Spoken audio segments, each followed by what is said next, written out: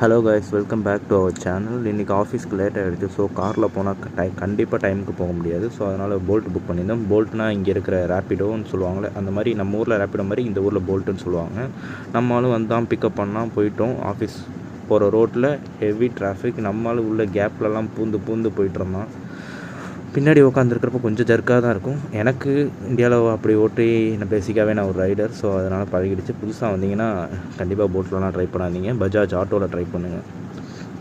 நம்மளால் எங்கெங்கேயும் பூந்து டைவர்ஷன்லாம் போட்டு எங்கெங்கேயோ மேலே ஏறி ஃபுட்பாத்லலாம் ஏறி பைக் ஓட்டிகிட்டு இருந்தான். அப்புறம் பார்த்தா ஹெவி டிராஃபிக் ஜாம் ஆகிடுச்சு. நம்மளால் அப்பயும் விடாமல் அடியில் பூந்து எங்கெங்கே கேப் இருக்க கேப்லலாம் பூந்து போகிறான். பின்னாடி உட்காந்துருக்க எனக்கு உயிரே இல்லை. டே என்னடா இப்படி போகிறேன்ட்டு பொறுமையாக போனான்னு. நீங்கள் ஆஃபீஸ் டைமுக்கு போகணும்ல, வாங்க நான் கூப்பிட்டு போகிறேன், உட்காருங்க, 7:30 போட்டு காட்டுறேன்னு சொல்கிற மாதிரி போயிட்டுருக்கான். உண்மையாக சொல்லணுன்னா செம பயமாக இருந்துச்சு அந்த டைமில். அந்த உள்ளே பூந்து போகிறவங்கள என்